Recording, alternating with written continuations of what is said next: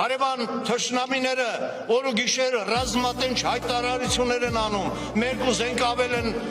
ձեռք բերել կամ մի քանի հոգի ավելացրել են իրենց բանակը։ Ու մենք պետք է այսօր մի բռունց դարձած, մի կրիշի տակ, բոլորս միասին լինենք։ Չնայած մեր բանակի վրա մենք չենք կասկածում, իր տեղումը ամուր հիմքերի վրա է։ Բայց մեր կարիքը դեռ կա։ Մենք դեռ պետք ենք մեր ժողովրդին, մեր սահմաններին։ Մի բռունց պիտի լինենք, որ օրհասական պահին մի մարդի պես զենք վերցնենք ու հասնենք մեր երեխաներին։ Չնայած Ադրբեջանը Ալիևը մոռացել է,